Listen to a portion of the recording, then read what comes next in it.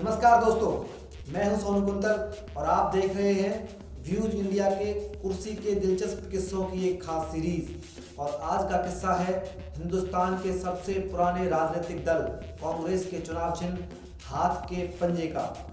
आज 2019 में जिस चुनाव चिन्ह को आप कांग्रेस पार्टी के चुनाव चिन्ह के रूप में देखते हैं, दरअसल उस हाथ के पंजे की बहुत लंबी और दिलचस्प कहानी है। कांग्रेस पार्टी ने अपने 125 साल के इतिहास में चुनाव चिन्ह को लेकर कई प्रयोग किए। पहले कांग्रेस ने 1931 में तिरंगे को अपने पहले झंडे के रूप में मान्यता दी और जब देश आज़ाद हुआ तो तिरंगा राष्ट्रीय ध्वज बन गया।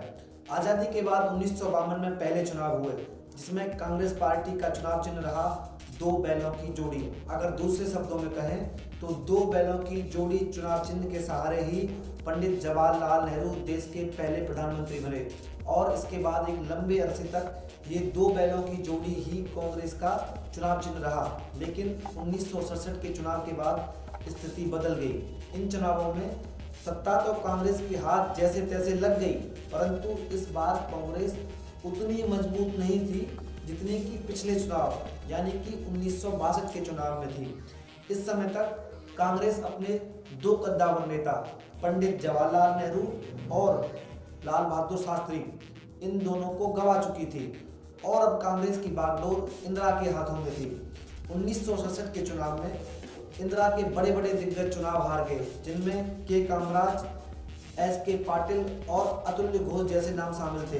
प्रचार के दौरान इंदिरा गांधी देश के कोने कोने तक गई और जनता के साथ सीधा संवाद रखने का प्रयत्न किया, परंतु जब परिणाम आया तो परिणाम बहुत आश्चर्यजनक था, क्योंकि कांग्रेस इस बार महज 283 सीटों पर सिमट गई। इन चुनावों में कांग्रेस की स्थिति भले कमजोर रही हो, परंतु इंदिरा गांधी अपनी व्यक्तिगत छवि को बहुत ऊपर लेकर चली गई। इन दिनों इंदिरा गांधी ने दो बड़े फैसले लिए। वो फैसले क्या थे? एक फैसला था बैंकों का राष्ट्रीयकरण करना और दूसरा फैसला था फ्रीबी पर्स का बंद कर देना। और इन्हीं दो फैसलों को लेकर इंदिरा गांधी और कांग्रेस के दिग्गज नेताओं में तकरार शुरू हो गई और इस तकरार ने बड़ा रूप तब ले लिया जब तत्कालीन महामहिम डॉक्टर जाकिर हुसैन का निधन हो गया और अब देश को नया महामहिम चुनना था। कांग्रेस के दिग्गज नेता चाहते थे कि राष्ट्रपति उनके खेमे से बने, लेकिन ये बात इंदिरा गांधी को कतई मंजूर नहीं थी। कांग्रेस ने अपना प्रत्याशी संजीवन रेड्डी को बनाया, लेकिन इंदिरा गांधी ने अपना समर्थन निर्दलीय प्रत्याशी वी.वी. गिरी को दिया और इंदिरा गांधी ने विधायकों और सांसदों को कहा कि वो अपने अंतरात्मा की बात सुने और तब वोट डालने जाएं। और जब परिणाम आया तो वी.वी. गिरी देश के चौथे राष्ट्रपति चुने गए। इंदिरा के इस विरोध का परिणाम ये हुआ कि इंदिरा को पार्टी की विरोधी गतिविधियों में लिप्त होने का कारण बताते हुए इंदिरा गांधी को उन्हीं की पार्टी से बाहर निकाल दिया गया और इस तरह कांग्रेस दो हिस्सों में टूट गई। एक हिस्सा बना कांग्रेस ओ, एक हिस्सा बना कांग्रेस आर। कांग्रेस ओ हिस्सा जो आया उसके मुखिया थे के कामराज और कांग्रेस आर इंदिरा गांधी के हिस्से में आई। अब दोनों पक्षों में चुनाव चिन्ह के लिए, जो कि अभी तक दो बैलों की जोड़ी था, के लिए खींचतान शुरू हो गई। चुनाव आयोग ने इस चुनाव चिन्ह को निरस्त कर दिया और दोनों पक्षों को एक अलग अलग चुनाव चिन्ह दे दिया। कांग्रेस ओ, जिसका नेतृत्व के कामराज कर रहे थे, को तिरंगे के बीच में चरखे का चुनाव चिन्ह दिया और कांग्रेस आर, जिसके नेतृत्व की बागडोर इंदिरा गांधी के हाथ में थी, को गाय और बछड़े का चुनाव चिन्ह दिया गया। इंदिरा इसी चुनाव चिन्ह गाय और बछड़े के साथ 1971 के लोकसभा चुनावों में उतरी। इन चुनावों में विपक्ष ने नारा दिया कि इंदिरा हटाओ और इंदिरा गांधी ने इस नारे के जवाब में जो नारा दिया वो था गरीबी हटाओ। इंदिरा गांधी अपने चुनावी भाषणों में कहा करती थी कि वो लोग कहते हैं इंदिरा हटाओ और हम कहते हैं गरीबी हटाओ। गरीबी हटाओ का इंदिरा गांधी का यह नारा हिंदुस्तान की जनता को खूब पसंद आया।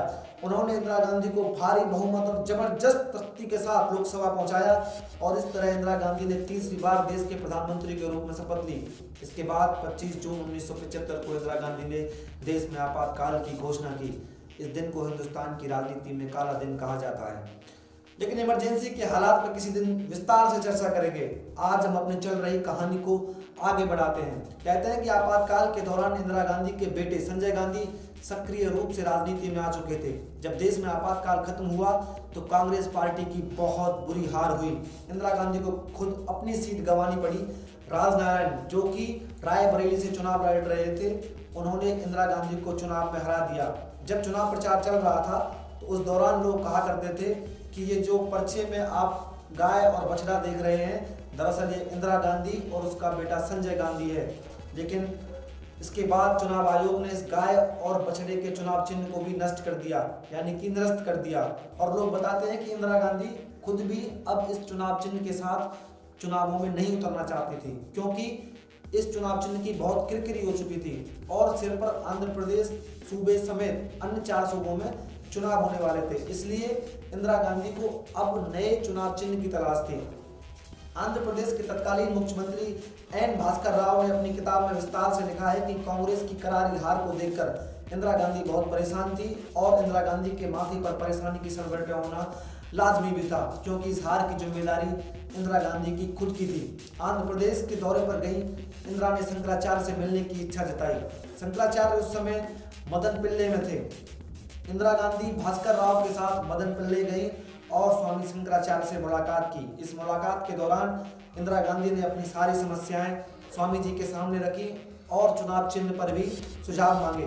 पहले तो शंकराचार्य इंदिरा गांधी की बात सुनकर मौन बैठे रहे, लेकिन जब अंत में इंदिरा गांधी ने जाने के लिए विदा मांगी और हाथ जोड़े तो शंकराचार्य ने अपना दाहिना हाथ उठाते हुए आशीर्वाद दिया। इंदिरा गांधी ने इसे अपना चुनाव चिन्ह बनाने का इशारा समझा और मन ही मन अपना मन पक्का किया कि अब मैं हाथ का पंजा ही चुनाव चिन्ह बनाऊंगी। अब ये वो समय था जब इंदिरा गांधी की बनाई गई कांग्रेस आर एक बार फिर से टूटी और कांग्रेस आई में तब्दील हो गई। कांग्रेस के महासचिव रहे राशिद किदवई ने अपनी किताब 24 अकबर रोड में उल्लेख किया है कि किस तरह हाथ का पंजा कांग्रेस का चुनाव चिन्ह बना। चुनाव आयोग ने चुनाव चिन्ह के जो विकल्प कांग्रेस आई के सामने रखे थे, उनमें थे साइकिल, हाथी और हाथ का पंजा। साइकिल इस समय समाजवादी पार्टी का चुनाव चिन्ह है और हाथी बसपा का चुनाव चिन्ह है। अब बात आती है कि हाथ का पंजा चुनाव चिन्ह आखिर बना कैसे। इस घटनाक्रम के समय जब एक चुनाव चिन्ह चुना जा रहा था तो इस समय इंदिरा गांधी नरसिम्हा राव के साथ विजयवाड़ा के दौरे पर थी। इंदिरा गांधी की अनुपस्थिति में चुनाव चिन्ह की जिम्मेदारी बूटा सिंह को दी गई और बूटा सिंह निर्णय नहीं ले पा रहे थे कि कौन सा चुनाव चिन्ह फाइनल किया जाए। इसलिए बूटा सिंह ने इंदिरा गांधी के पास एक ट्रंक कॉल लगवाई। लाइन में कुछ खराबी थी, इसलिए बूटा सिंह और इंदिरा गांधी आपस में अपनी बातों को ठीक से नहीं सुन पा रहे थे। तो बूटा सिंह ने पूछा कि मैडम क्या हाथी ठीक है, क्या हाथी ठीक है? तो इंदिरा गांधी ने कहा नहीं, हाथ ठीक है। और कुछ देर यही परेशानी चलती रही। तब साथ में खड़े नरसिम्हा राव को परेशानी समझ में आई, क्योंकि नरसिम्हा राव कई भाषाओं के जानकार थे, तो उन्होंने इसलिए फोन को हाथ में लिया और बूटा सिंह जी को कहा कि बूटा सिंह जी हाथ का पंजा ठीक है। और इस इशारे को देखकर इंदिरा गांधी ने हाँ में सिर हिलाया और फिर बूटा सिंह को पूरी बात समझ में आ गई और इस तरह से हाथ का पंजा कांग्रेस का चुनाव चिन्ह बन गया। और तब से लेकर आज तक वही हाथ का पंजा कांग्रेस का चुनाव चिन्ह है, जिसे आप 2019 में देख रहे हैं। अगर आपको हमारी वीडियो पसंद आई तो हमारी वीडियो को लाइक करें, हमारे चैनल को सब्सक्राइब करें और हमारी वीडियो को अपने मित्रों के साथ शेयर करें, अपने दोस्तों के साथ शेयर करें, अपने रिश्तेदारों के साथ शेयर करें और पास में लगा बेल आइकन दबाना बिल्कुल ना भूलें, ताकि जब भी हमारी अगली वीडियो आए तो सबसे पहले आपको पता लग सके। कैमरामैन योगेश चौहान के साथ सोनू कुंतल, व्यूज इंडिया। धन्यवाद।